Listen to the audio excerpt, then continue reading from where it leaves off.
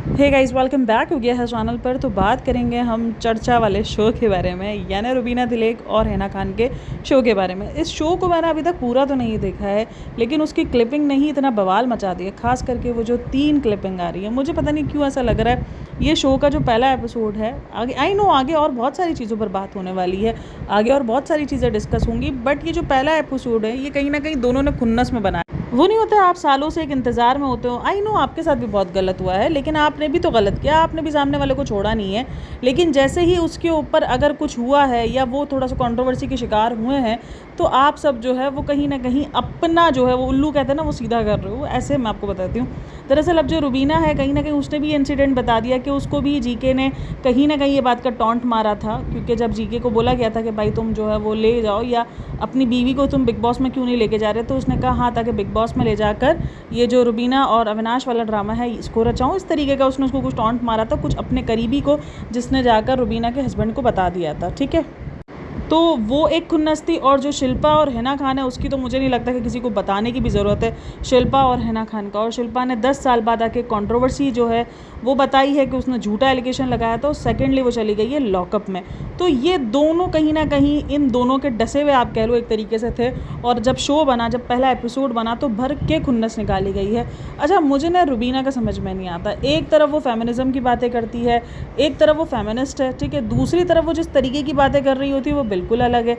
जहाँ पर वो ये बता रही है अगर एक पार्टनर मर्दों को नहीं होता, ये वो ठीक है, मैं मानती हूँ जेंट्स अलग होते हैं। अगर आपके मर्द जो हैं वो सुबह में जा रहे हैं, रात में आ रहे हैं, आप उनके ऊपर ये बटन नहीं डाल सकती कि भाई अब तुम रात में बैठ के हमारे साथ बच्चों की ड्यूटी भी करो। हाँ, लेकिन आपको उसकी सपोर्ट चाहिए होगी कि यार थोड़ा बहुत कभी कभार, कभी अगर आपकी तबीयत ठीक नहीं है या आप कभी बहुत ज़्यादा टायर्ड हो, तो वो भी आपके साथ थे। ऐसा नहीं है कि भाई वो बिल्कुल ही उस चीज़ से जो है वो साइडलाइन हो जाए। और ये चीज़ है, अभी बीच में उसने इसी किस्म का जो है वो कुछ दिए थे, जो कि कुछ लोग उसके साथ एग्री कर रहे थे और कुछ लोगों का था कि भाई ठीक है, बहुत सारी जगहों पे ये चीज़ें होती हैं, लेकिन एट द एंड अगर हस्बैंड जो है, जैसे कि अब ये जो रुबीना और ये दोनों हैं, इन दोनों का यही है कि ये दोनों को ऐसा नहीं है कि बहुत ज़्यादा कोई काम में लगे हुए हैं या ऐसा है, मतलब दोनों एक्टर्स ही हैं। दोनों काम मिलता है तो ठीक है, नहीं मिलता तो ओके है। तो इस तरीके के ऊपर बहुत सारे अलग अलग ओपिनियन रहे थे, और उस पॉडकास्ट में मुझे बात करनी थी, बट वो हो ही नहीं पाई।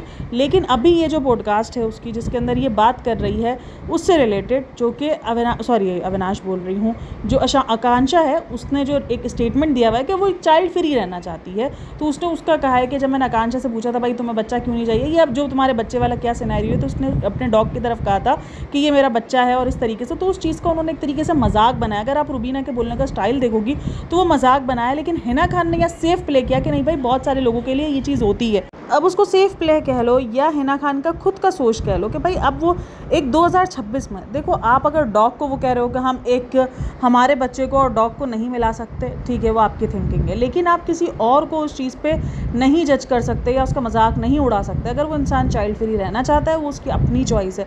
अगर आप इस ज़माने में भी आकर इस तरीके से बात कर रहे हो कि अरे ये क्या, मतलब लाइक सीरियसली।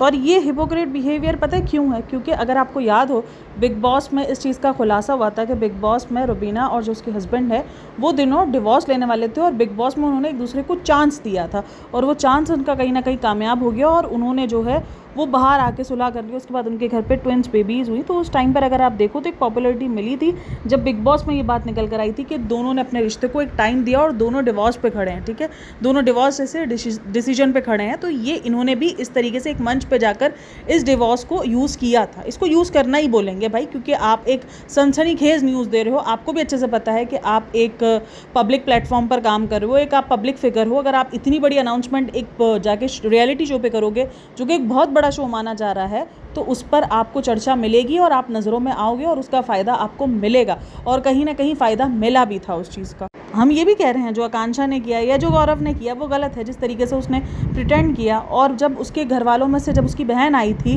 रुबीना की, तो उन्होंने भी हैरत की वो दिखाई थी कि भाई हमें तो पता ही नहीं था ना कुछ ऐसा कि ये लोग इस तरीके से हैं या इस तरीके से। मतलब इनके लिए बड़ा हैरत रही थी कि इस तरीके से जो है ये इनका रिश्ता इस मकाम पर पहुंच गया और हमें तो पता ही नहीं है कुछ। मतलब आप भी तो फेक प्रिटेंड कर रहे थे ना, आप भी तो लोगों को फेक दिखा रहे थे। जब आप खुद वो काम कर रहे हो तो आप किसी को उस काम के लिए जज कैसे कर सकते हो? भाई वो काम आपके लिए भी गलत है, उनके लिए भी गलत है, ठीक है।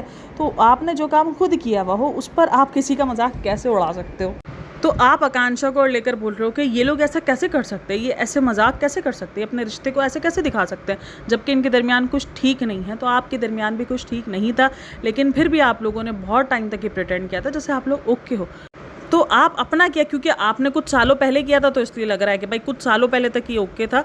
अगर ये आकांक्षा और गौरव के लिए गलत है, उसके लिए उनको पब्लिक कॉल आउट बहुत ज़्यादा कर रही है, लेकिन आप खुद एक पब्लिक फिगर हो और खुद पब्लिक फिगर होते हुए वो काम आपने खुद किया हुआ है और आप उस चीज़ को कॉल आउट कर रहे हो, तो बहुत ज़्यादा अजीब लग रहा है सीरियसली। और रुबीना के अंदर से बहुत ज़्यादा पता नहीं क्यों मुझे जेलसी वाली वाइब्स आई हैं। वो नहीं खाता है, मतलब रुबीना ना ठीक है, मुझे अच्छी लगती है, काफ़ी सारी चीज़ें उसकी ठीक है, लेकिन रुबीना जब बात करती है या जब वो किसी के बारे में बात करती है तो वो एक अजीब से अंदाज में बात करती है, उसका रीज़न नहीं पता।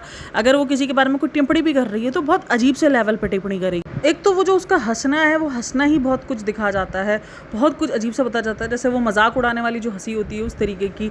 और फिर उसके बाद जो अभी भी शो की जितनी क्लिप्स वायरल हो रही है, मतलब उस पूरे शो को देखा भी नहीं है मैंने, और मैं ये सोच रही हूँ ये क्या चल रहा है, मतलब कि और आप उसी इंडस्ट्री से बिलोंग करते हो और आप में से सब ने वो हरकतें की होंगी जिनको आप कॉल आउट करोगे इस शो में बैठ के, जिन पर आप अपने अपने ओपिनियंस दोगे। एक होता है कि आप लोग, हाँ बहुत सारे लोग होते हैं जो लोग बुलाते हैं और फिर एक डिस्कशन होती है, वो चीज़ नहीं, आप लोग टिप्पणियाँ कर रहे हो और एक तरीके से जजमेंट पास कर रहे हो, जबकि आप में से ये सारी चीज़ें, आप दोनों एक्ट्रेस हो, आपको पता है कि कितना कुछ आप लोगों ने भी किया होगा और आप लोग को भी ऑडियंस कितना कुछ आप लोग के बारे में भी जानती है।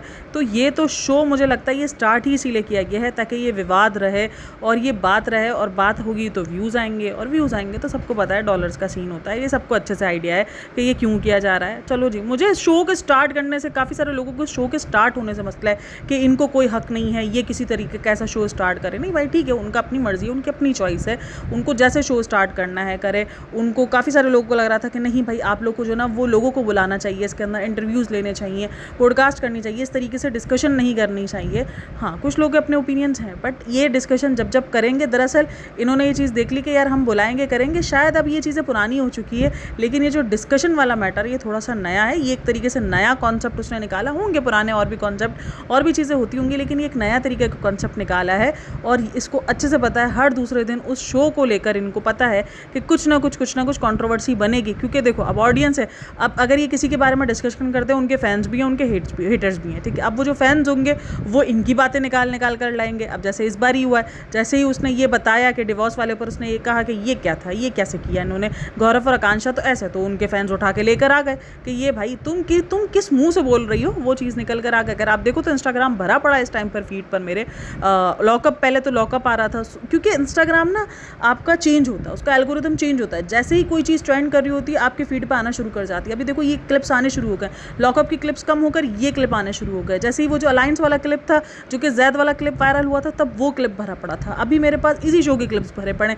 इसी शो के बारे में लोग बात कर रहे हैं, रुबीना के ऊपर बात कर रहे हैं। तो बस यही तो चाहिए था इन सबको कि भाई हम पर बात हो।